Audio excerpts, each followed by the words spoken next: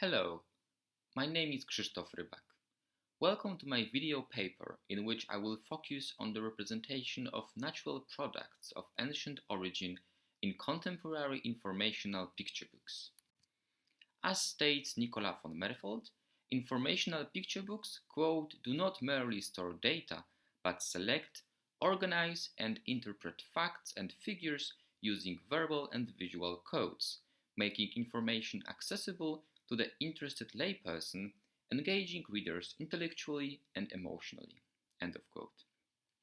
Moreover, they are, quote, visually conceptualized rather than textually. End of quote. Therefore, in my analysis, I will investigate both text and illustrations and refer to visual literacy.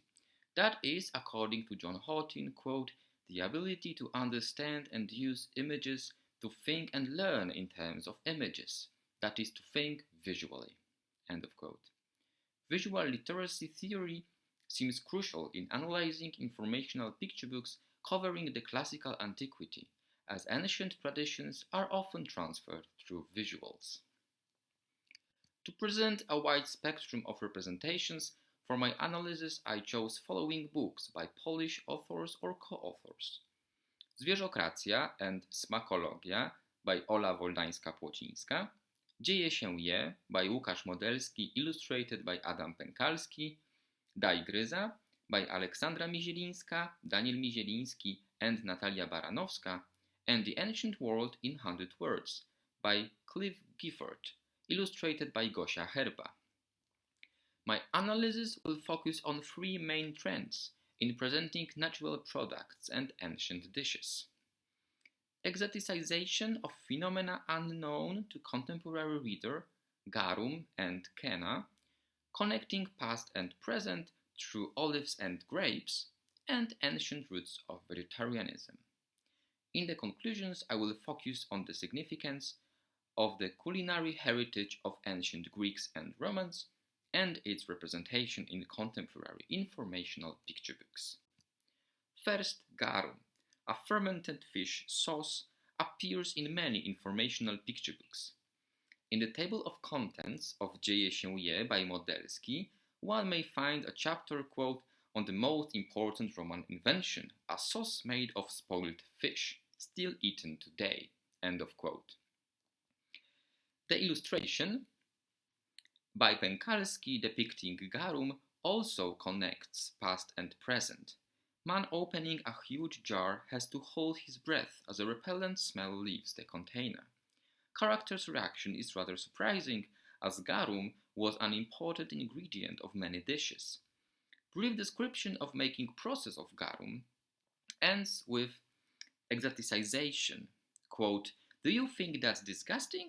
You're about right, but similar fish sauces are used today in very popular Thai and Cambodian cuisine. End of quote. In The Ancient World in 100 Words, the illustration by Herba shows rather harmless ingredients of garum, but the text reveals its real nature. Quote, many Romans developed a real taste for strong, pungent flavors. Chief amongst them was garum, a stinking sauce made from fish guts. These were mixed with salt and left to rot in the hot sun for several months, until the mixture started to bubble and a liquid formed. End of quote. An important Roman culinary phenomenon was kenna, depicted for instance in Smacologia by Woldańska-Płocińska. As one may read, during these feasts, quote, dishes with real gold and ambers were eaten. Peacock brains, flamingo tongues, and storks were delicacies. End of quote. Also, eggs, 5 main dishes, fruit dessert, and wine are mentioned. Illustration shows a well-set table filled with rather generic, difficult to identify dishes. Interestingly, the wine is not depicted. One can only see different vessels. Also, vomiting is mentioned. Quote, stomachs of ancient gluttons were not bigger than ours. To fit so many dishes in, some of them threw up during the feast. End of quote. Despite the ancient custom, described rather as strange, Woldańska-Płocińska draws a line connecting past and present, stressing the sameness of human stomachs. As for Kena, Modelski chose the most impressive feasts of all, Kena Trimalchionis from Satyricon by Gaius Petronius. Brief description of the dinner is accompanied by detailed notes on plenitude of cooked poultry, small birds flying around the table, and hybrids such as hare with wings. Besides, sausages, black and green olives, fish, artichokes, cheeses, fruits were served too. All these, as well as glasses of red wine and an amphora decorated with Satire's face, were depicted by Pękalski. Kena was also included in the ancient world in 100 words. Gifford creates a distance between ancient dinner and contemporary reader. Quote, "The Romans didn't have forks and only used knives and spoons occasionally, so most food was eaten with fingers." End of quote.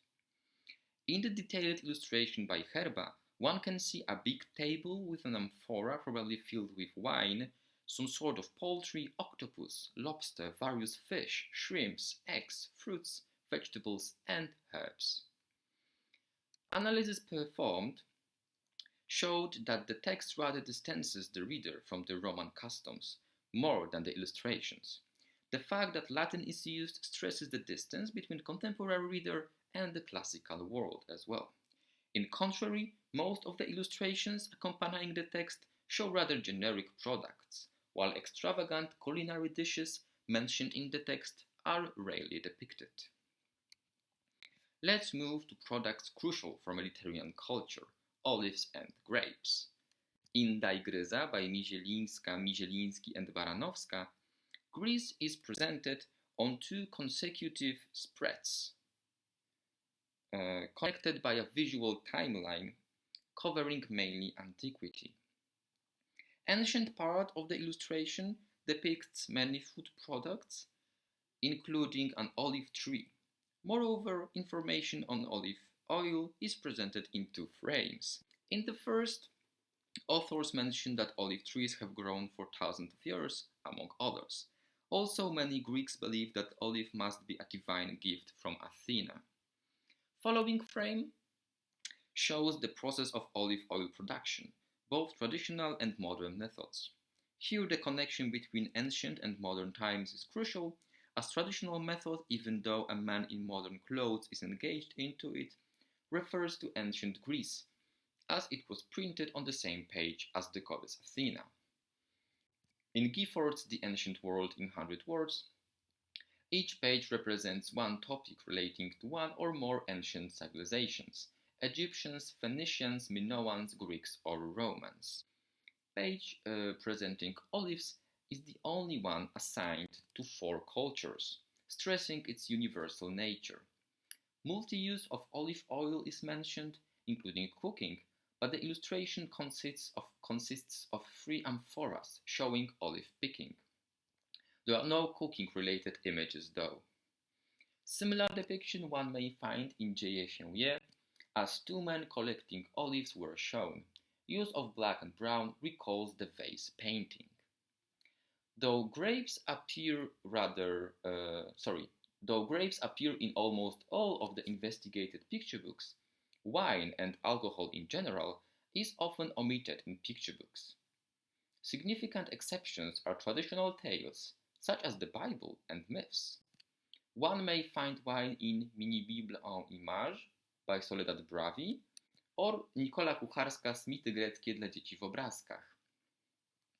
Grape wines seem to dominate the Greek spread in Die Gryza by Mizielińska, Mizieliński and Baranowska. One of the sections is so dedicated to grapes, and authors do not hesitate to inform the reader that wine was one of the bases of Greek diet. Die Gryza includes also a map that shows the routes of wine spreading through the ancient world. Illustration consists of men representing different cultures, stressing the universal nature of wine production. Olives and olive oil demonstrate rather a strong connection between Greek roots and contemporary cuisine, even though the production process was both textually and visually divided in die gryza. Harvesting olives is shown as vase-like painting, amplifying the ancient origin of both olives and olive oil. What is striking, authors do not refer to contemporary cuisine and common use of oil nowadays. Also, equally non-contemporary is wine, depicted explicitly as red liquid or implicitly as amphoras or cups in many illustrations and rarely mentioned in the texts. Its connection to present times is missing. On the contrary, strong connection between ancient and modern times may be observed in Zwierzokracja by Woldańska-Płocińska. In her picture book, the author focuses on the history of human-animal relations. One spread is devoted to Greek philosophers' opinions on eating meat. In the spread Pojedynek filozofów, Philosophers' Duel, two ancient men, Aristotle and Pythagoras, were depicted. Aristotle, introduced as, quote, one of the biggest philosophers of ancient Greece, end of quote, said that animals were to be used and eaten by man. This is why Woldańska-Płocińska portrayed him holding a sausage. Pythagoras, described as a vegetarian, was presented in the following page, although he lived before Aristotle. Maybe non-linear presentation is to stress ancient roots of vegetarianism. Although Aristotle is closer to our times, it is Pythagoras whose vegetarian views conclude the section, leaving readers with animal-friendly message suitable to the idea of Zwierzokracja. Vegetarianism promoted by Pythagoras is rooted in nature and healthy lifestyle, mentioned also in Woldańska-Płocińska's Smakologia, where Greek physician and pioneer of medicine Hippocrates, holding a grape, was depicted. Also, a misquote from him opens the spread, quote, "Let food be your medicine and medicine be your food," end of quote. Both examples of Pythagoras and Hippocrates serve as rather minor parts of Zwierzokracja and Smakologia. Nevertheless, it is worth noting that Woldańska-Płocińska decided to refer to ancient discussion on meat eating, hence showing ancient roots of contemporary plant-based diet shortens the distance between modern reader and classical antiquity. To conclude, informational picture books may serve as a tool to transfer knowledge of antiquity through representations of food and cuisine. Three aspects investigated in detail show strong culinary relationship between the past and the present. Nonetheless, authors and illustrators use particular language and visual strategies, such as exoticization to create distance, simultaneously including elements familiar to the contemporary reader. Moreover, knowledge of Greek cuisine is conveyed through verbal and visual codes, so illustrations may serve as context for learning about ancient culture and history. Hence, develop visual literacy of a child reader. As state Arispe, Farrar and McAdam, quote, "Visual literacy is a social process because it comprises a set of practices that take place within and are determined by a particular cultural context. Therefore, the analysis of visual images must consider how they form part of the societies and cultures which created them." End of quote.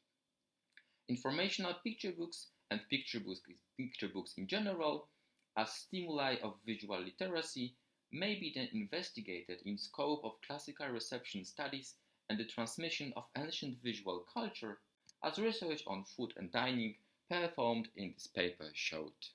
Thank you.